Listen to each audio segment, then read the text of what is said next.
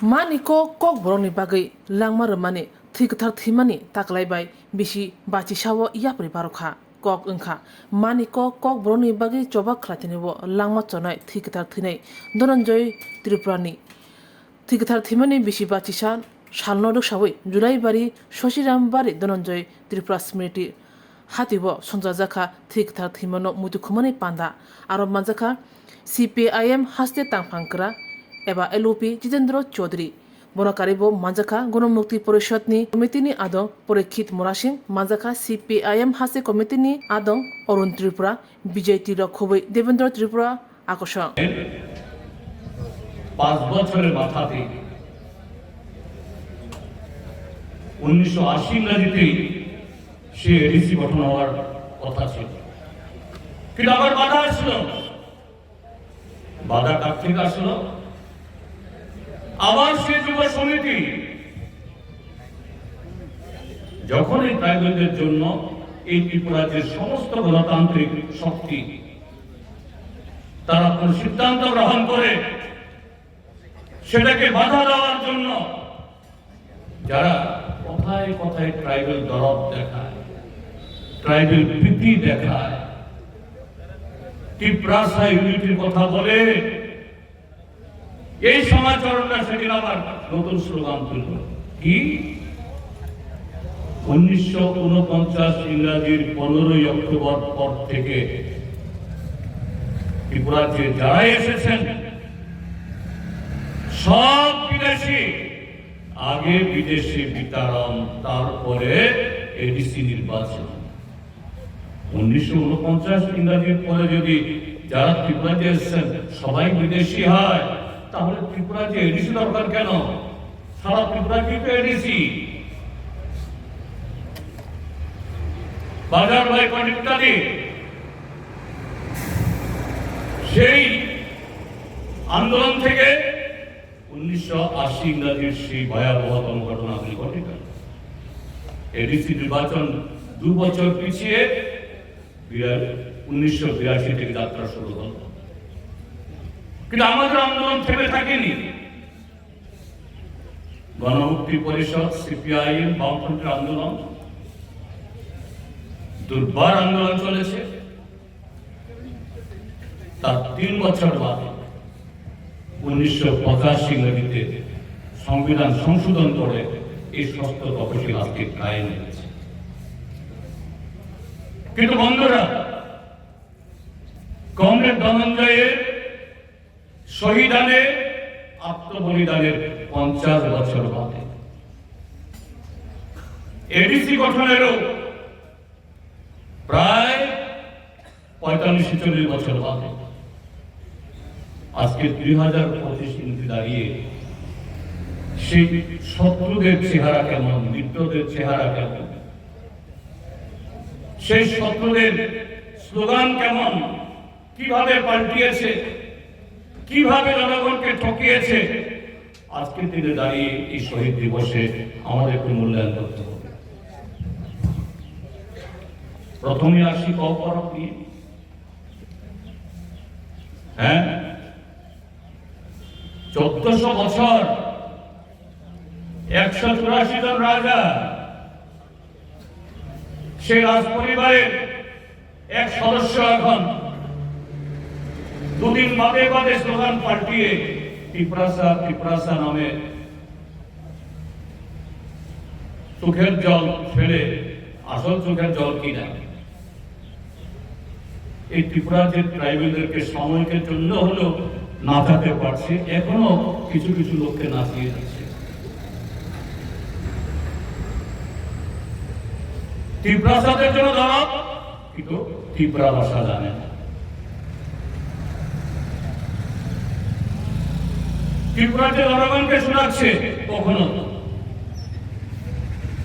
Greater Tripura ল্যান্ডের মধ্য দিয়ে সব সমাধান হয়ে যাবে। 2021 ইংরাজির 11 এপ্রিল তারিখেই তো গ্রেটার ত্রিপুরা ল্যান্ড হয়ে যাবে। 2021 সেই एडीसी निर्वाचन स्लोगान 6 तारीख वोट होगा, 10 तारीख गिनती होगा, 11 तारीख हम दिल्ली जाके গ্রেটার ত্রিপুরাল্যান্ড লাকে লড়াই। তাহলে গ্রেটার ত্রিপুরাল্যান্ড তো 2021 সালের 11 এপ্রিলে হয়ে যাওয়ার কথা, আর গ্রেটার ত্রিপুরাল্যান্ড হলে পরে ককবরকের উন্নতি, ককবরক সংস্কৃতির বিকাশ, ট্রাইবেল এলাকার আরো বহুমুখী উন্নয়ন, এই ত্রিপুরা রাজ্যের উন্নয়নের গতি রকেটের চেয়ে বেশি গতি পাবে। কিন্তু হলো না, হওয়ার কথাও না, এভাবে কখনো কোথাও হয় না। সেই স্লোগান দেবেই কংগ্রেস তো সরকার তুলনানি ভাবেই মমি সামন তিনি থানসানি ভূমি ত্রিপুরাসানি ভূমি ত্রিপুরাসানি উন্নতিয়া। আর এই হলাই অনিমেষ দেববর মাত্র মন্ত্রী, বিশ্বকত দেববর মাত্র মন্ত্রী, মন্ত্রিসভা বিশৃঙ্গ বিধানসভা গ্রেটার ত্রিপুরাল্যান্ড চাই নাম, ভিলেজ কমিটি ভোট চাই নাম, एडीसी ni jago ক্ষমতা রতি নাম, তানি সিনি ট্রাইবেল রিজার্ভ गोबां पोस्ट बक्सा दङ गुनो फिलाप बादि नाम इंडिया प्रो কিন্তু শিবরালা ভোট পেহালাই যত চিন্তি প্রসারক এক অন্তি ওয়ান লাস্ট ফাইট আড়াই উড়াই তব বিজেপিরা থুই দো করপশনে কুন্দা কেউই দো ফাইনাই এডিসি ভোট ফাইদো ভিলেজ কমিটি ভোট খাইতে ভালো এডিসি ভোট তো মাতলাই নাই কিছুদিন করে আর 2026 নি এপ্রিল মাসে এডিসি ভোট মাতলাই আর কথা সুগান্ত আরো ইহা সিবি বরং না কেবেন কোনই বাড়াই খাই বিজেপি রক্ষা করে ওই তাহু বহরা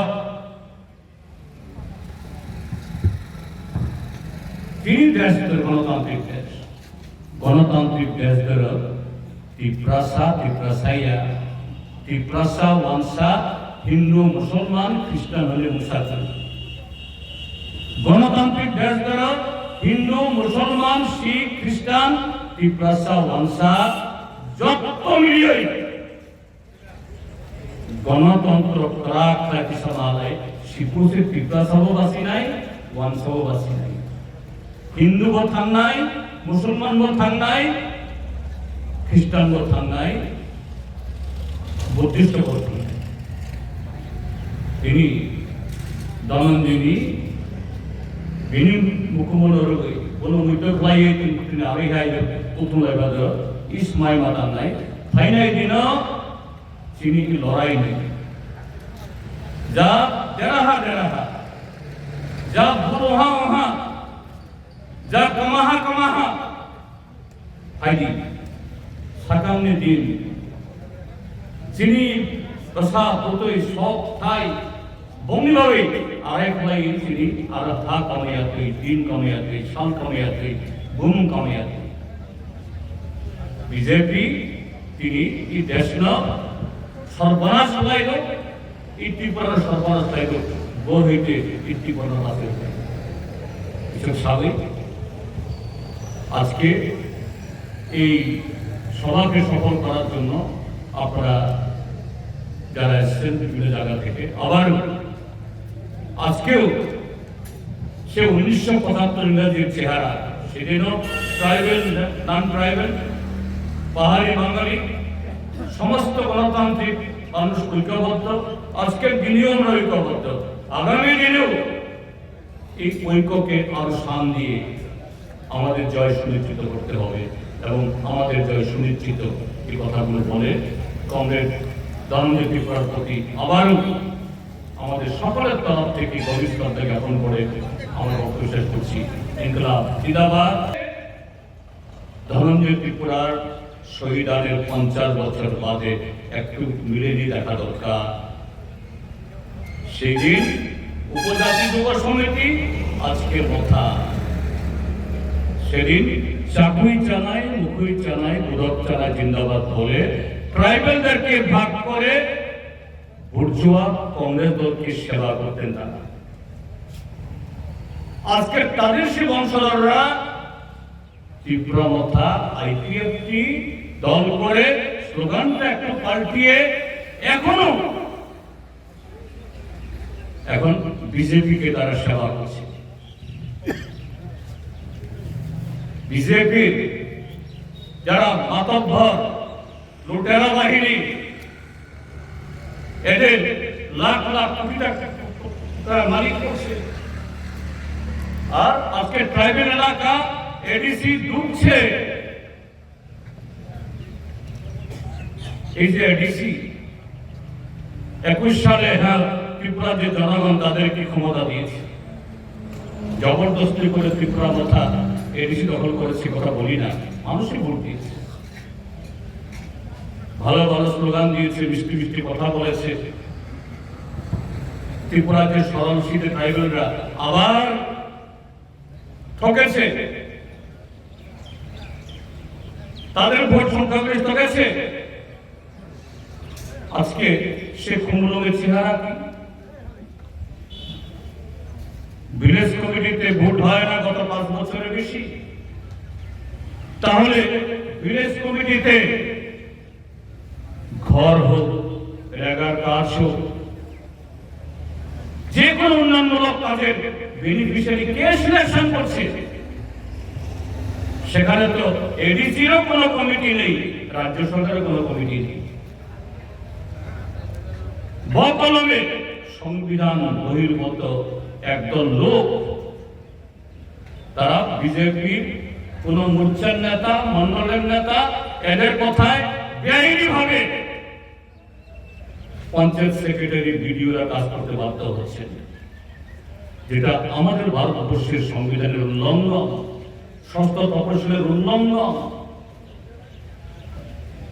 স্বাধিকারের উল্লঙ্ঘন। একটা কথা আছে, ত্রিপুরা মাথা, একটা শব্দ আছে। এই ত্রিপুরা মাথার এখন অফিসিয়ালি তিনি প্রেসিডেন্ট, তিনি তো বিজয় কুমার আঙ্কল, যদিও আঙ্কল সাহেব এখন আইলাস হসপিটাল চিকিৎসা করছেন। আমি ব্যক্তিগতভাবে তার সুস্বাস্থ্য কামনা করেই বলছি, ব্যক্তিগতভাবে তাকে নিন্দা জানানোর জন্য। তিনি কষ্ট করেছিলেন এই ত্রিপুরাজ্যের মধ্যে ট্রাইবেল অধিকারের নামে বহু নিরীহ মানুষকে খুন করিয়েছেন তারা। পরবর্তী সময়ে আবার তাদের এই লোকজন এনএলএফটি, টাইগার ফোর্স ইত্যাদি ইত্যাদি নামে সারা ত্রিপুরাজ্যের মধ্যে সেখানে বামফ্রন্ট সরকারকে তারা চ্যালেঞ্জ করেছিল। আজকে তাদের প্রতিনিধিরা কোথায়? এই মাথার মধ্যে। তার মধ্যে একজন এমএলএ রঞ্জিত বর্মা, যিনি মাথা এই এডিটিএফ এর সুপ্রিমো ছিলেন। কিন্তু আজকে ভারতীয় জনতা পার্টির সরকার, ডাক্তার মানিক সাহার সরকার যখন ভিলেজ কমিটি নির্বাচন নিয়ে বৃত্তাঙ্গুষ্ঠ দেখাচ্ছে, এডিসি অধিকার নিয়ে বৃত্তাঙ্গুষ্ঠ দেখাচ্ছে, কক বরফ নিয়ে বৃত্তাঙ্গুষ্ঠ দেখাচ্ছে,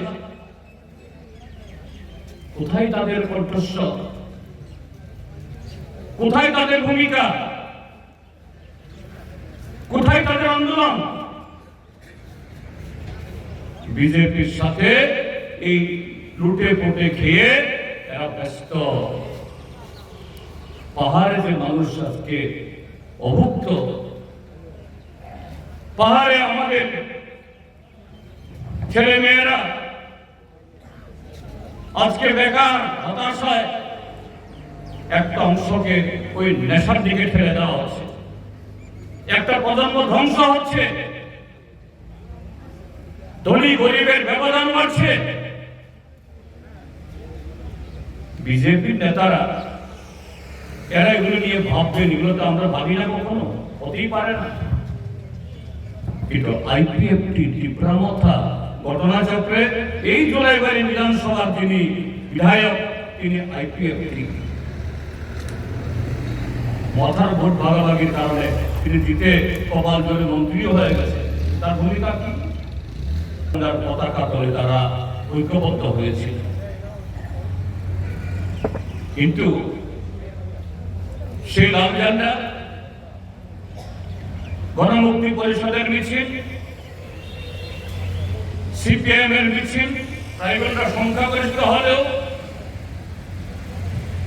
সেদিন এই স্লোগান কেউ তুলেনি,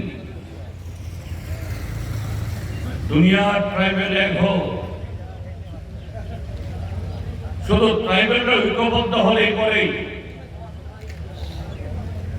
ট্রাইবেলদের ভাষা অপরক ভাষা স্বীকৃত হবে, তাদের অধিকার সুরক্ষিত হবে, এই দাবি তুলেনি। কেননা জনশিক্ষার চেতনা এবং কমিউনিস্ট চেতনা, তাদেরকে সেই শিক্ষায় উন্নীত করেছিল। এই রাজ্যে কি ট্রাইবেল কি নন ট্রাইবেল, তাদের ন্যায্য দাবি, তাদের বাঁচার অধিকার, এ রাজ্যের সংখ্যাগরিষ্ঠ মানুষের মাথা তুলে সম্মানের সাথে বাঁচার ব্যবস্থা করতে হলে পরে ট্রাইবেল নন ট্রাইবেল সমস্ত গণতান্ত্রিক মানুষের ঐক্য দ্বারাই সম্ভব, এটা না হলে হবে না। সেই প্রেক্ষিতে 1974 ইংরেজির সেপ্টেম্বর মাসে আগরতলায় সেই সবেতে রবীন্দ্রবার্ষিকী ভবন ছিল, শতবার্ষিকী ভবন ছিল না, টাউন হল ছিল না, কোন বড় এরকম সভাঘর ছিল না। আগরতলার শিশু উদ্যানে, চিলড্রেন্স পার্কে একটা কমিউনিটি হল, সেই কমিউনিটি হলে গণমুক্তি পরিষদ সিপিআইএম এর আহ্বানে একটা ঐতিহাসিক কনভেনশন হয়েছিল। সেই কনভেনশনে সমাচরণ ত্রিপুরা, নবেন্দ্র জমাতিয়া, দ্রাউড়িয়ান, বিজয় কুমার রাঙ্খল, তাদের নেতৃত্বে যে উপজাতি যুব সমিতি 1967 ইংরাজিতে গড়ে উঠেছিল, তারাও সামিল হয়েছিল। কমরেড দশরথ দেব, বিদ্যাধর বর্মারা, তারা অন্তত সাময়িকের জন্য হলেও বুঝাতে সক্ষম হয়েছিলেন, চলো আমরা একসাথে একটা যৌথ আন্দোলন গড়ে তুলি, একসাথে লড়াইয়ে রাজপথে নামি। তাহলে দিল্লির কংগ্রেস সরকার, রাজ্যের কংগ্রেস সরকার বাধ্য হবে ষষ্ঠ তপশিল বিবেচনা করতে, তাহলে বাধ্য হবে ককবরককে সরকারি ভাষায় স্বীকৃতি দিতে, তাহলে বাধ্য হবে এই যে কালো অর্ডিন্যান্স ট্রাইবেল রিজার্ভ যে ভেঙে দিয়েছে এটাকে পুনর্গঠন করতে এবং বেআইনি জমি ফেরত দিতে। কিন্তু উপজাতি যুব সমিতি মুখে যতই বলো দুনিয়া ট্রাইবেল এক হোক, যতই স্লোগান দিয়ে চাকরি চালাই, মুখই চালাই, গোলক চালাই, জিন্দাবাদ, প্রচার কুকুর সিনিয়া, বৈরিতলা তমলিয়া,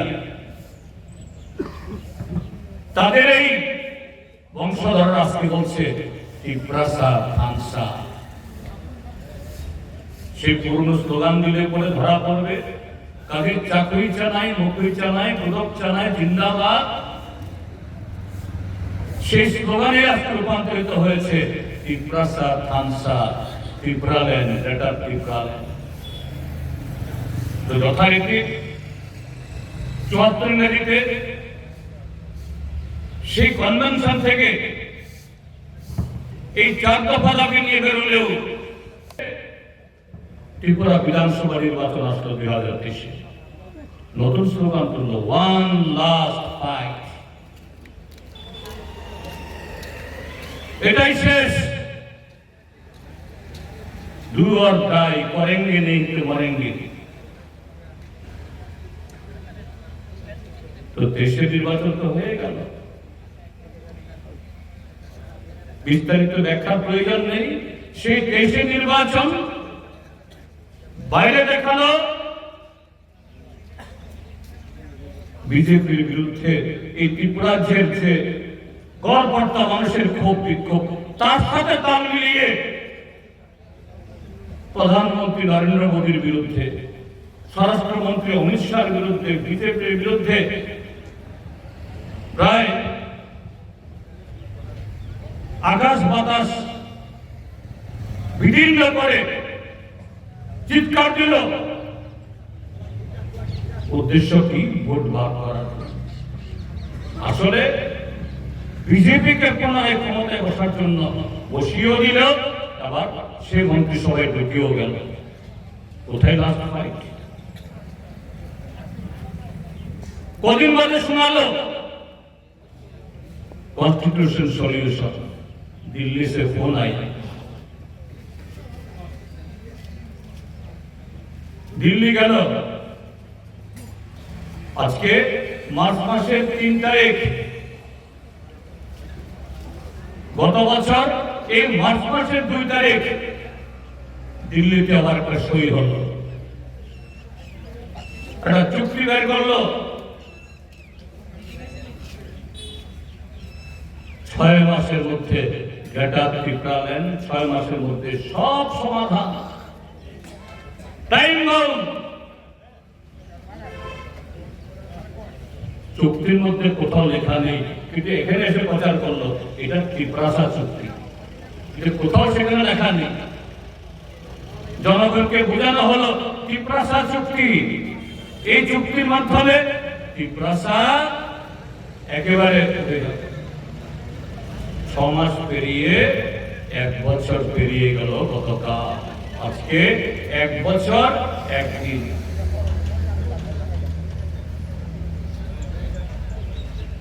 কোন হেলদোল আছে? গত 26 এবং 27 ফেব্রুয়ারি, এই 3-4 দিন আগে আগরতলায় রবীন্দ্র শতবার্ষিকী ভবনে তাদের যুব সংগঠনের একটা মিটিং করছে। কি আমরা তাদের মন্ত্রিসভাতে আছি বলে বিক্রি হয়ে যায়নি? আরে বিক্রি তো হয়েই গেছে। তোমার 13 জন যে এমএলএ বিধানসভাতে, কংগ্রেস সম্পর্কে তো একটা কথা বলতে শুনি না আমরা। কেন ভিলেজ কমিটির ভোট হয় না? একটা শব্দ তো শুনি না। কেন আজকে বামফ্রন্ট সরকারের দৌলতে আজকে জুনিয়র বোর্ডে ইঞ্জিনিয়ার, ডাক্তার, এমএ পাস, এমএসসি পাস, এগ্রে বিএসসি ইত্যাদি সরকারের বিভিন্ন দপ্তরে হাজার হাজার শূন্য পদ থাকা সত্ত্বেও এমএ পাস ছেলে মেয়ে, এগ্রি বিএসসি পাস ছেলে মেয়ে তাকে পিওনের চাকরির জন্য দরখাস্ত করতে বাধ্য হয় তাদের তাগিদে। অথচ সরকারের বিভিন্ন দপ্তরে হাজার হাজার শূন্য পদ।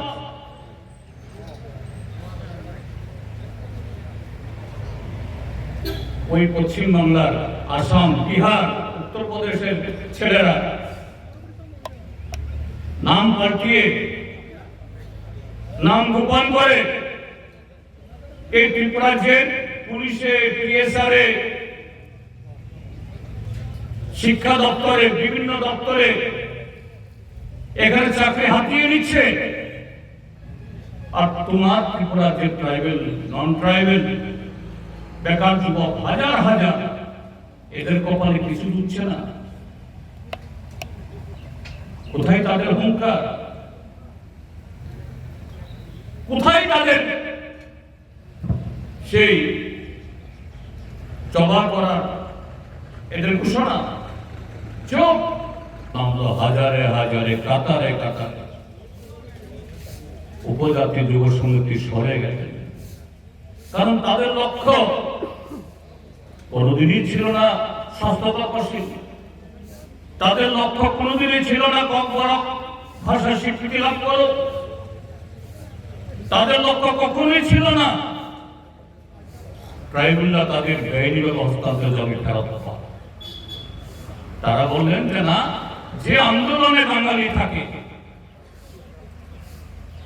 সে আন্দোলনে আমরা থাকবো। যদি ত্রিপুরাজ্যের মধ্যে সংখ্যাগরিষ্ঠ উপজাতি অংশের মানুষ যদি ষষ্ঠ তপশিলকে সমর্থন না করে, 1978 বামপন্থী ফ্রন্ট সরকার হওয়ার পর ককবরক ভাষাকে স্বীকৃতি দেওয়ার জন্য যদি বাঙালি 43 জন এমএলএ যদি সমর্থন না করত, 1979 ইংরাজির 19 জানুয়ারি কি ককবরক ভাষা সরকারি ভাষার স্বীকৃতি পেত? কোনোদিনও না। কিন্তু সমাচরণরা, নবেন্দ্র জমাতিয়ারা, দ্রাউড়িয়ানরা তিনজনই এখন প্রয়াত, তারা বেরিয়ে গেলেন। সিপিআইএম গণমুক্তি পরিষদ তার লক্ষ্য থেকে চ্যুত হয়। 1975 আজকের দিনে 3রা মার্চ সারা ত্রিপুরাজ্যে এই 4 দফা দাবিটা আইন অমান্য। আইন অমান্য মানে কিছু কিছু দল আইন অমান্য করে উশৃঙ্খল ভাবে দোকান ভাঙো, সরকারি অফিস আগুন জ্বালিয়ে দাও, সরকারি কর্মচারী পুলিশের উপর হামলা চালাও না। শান্তিপূর্ণ ভাবে 4 দফা দাবি হলো ট্রাইবেলদের সাংবিধানিক অধিকার সুরক্ষার কেন্দ্রিক। কিন্তু সেই মিছিলে ট্রাইবেল, নন ট্রাইবেল সমস্ত অংশের মানুষ এই জুলাই বাড়িতেও সেদিনকার মিছিলে ধনঞ্জয় ত্রিপুরা শহীদ হয়েছেন, আরো অনেকে শহীদ হতে পারতেন কিন্তু আহত হয়েছেন। তারা কারা? শ্রীরাম সূত্রধর এবং আরো অনেকে, আরো প্রায় 19-20 জন ট্রাইবেল, নন ট্রাইবেল সমান পুলিশের গুলি খেয়েছে, লাঠি পেটা খেয়েছে, মাথা ফেটেছে, হাত ভেঙেছে, রক্তাক্ত হয়েছে, রাজপথে লুটিয়ে পড়েছেন। কমরেড ধনঞ্জয় চিরতরে তার জীবন নিভে গেছে, তিনি শহীদ মৃত্যুবরণ করেছেন। কিন্তু তার সে রক্ত, তার সে আত্মবলিদান বৃথা যায়নি। তার 3 বছরের মাথাতে ত্রিপুরাজ্যের মধ্যে সেই ঐতিহাসিক বামফ্রন্ট সরকার গঠিত হল। 60 জন বিধায়কের মধ্যে 56 জন বামফ্রন্টের বিধায়ক। সে ঐতিহাসিক সরকার ককবরক ভাষা স্বীকৃতি দিল। আজও সে ককবরক ভাষা, সেই স্বীকৃতি, তার পথ ধরে ককবরক আজকে অনেক এগিয়েছে। ককবরক ভাষায় বই বেরিয়েছে, ককবরক ভাষায় এমএ পরীক্ষা দিচ্ছে, ককবরক ভাষায় রাষ্ট্রপতি পুরস্কার পাচ্ছে। যদিও এই উন্নতি যথেষ্ট না, আরো অনেক এগোতে হবে। কমরেড ধনঞ্জয়ের শহীদানের বিনিময়ে ত্রিপুরার বামপন্থী ফ্রন্ট সরকার তার বিধানসভাতে আইন পাস করেছে, এডিসি গঠন করতে হবে। কিন্তু তখন কেন্দ্রের সরকার, জনতা পার্টির সরকার, তারা প্রথমেই ষষ্ঠ তপশিল দিতে রাজি হচ্ছিলেন না। মোরারজি দেশাইয়ের সরকার, কিন্তু মোরারজি দেশাই ত্রিপুরাজ্যের বিধানসভার এই দাবির প্রতি সহানুভূতিশীল ছিলেন। মোরারজি দেশাই ত্রিপুরাজ্যের তৎকালীন মুখ্যমন্ত্রী কমরেড নৃপেন চক্রবর্তী এবং মন্ত্রিসভার অন্যতম সদস্য কমরেড দশরথ দেবকে দিল্লিতে ডেকে নিয়ে বলেন, আপনাদের দাবি সনদ ন্যায্য। ত্রিপুরা যে ট্রাইবেলদের ষষ্ঠ তফসিল হওয়া দরকার, আরো বহু আগে থেকে হওয়া দরকার ছিল, কিন্তু আমার পক্ষে তৎকালীন সময়েতে কেন্দ্রের যে সরকারটা, এখানে সমস্ত নিয়ন্ত্রণ মোরাটি দেখে হাতে ছিল না। ষষ্ঠ তফসিল দিতে গেলে পরে এই মন্ত্রিসভাতে সবাইকে যেরকম বোঝাতে হবে, আমি সবাইকে বোঝাবার অবস্থা নেই। কাজেই একটা মিলিজুলি সরকার এই এডিসি হয়েছিল সপ্তম তফসিল মোতাবেক।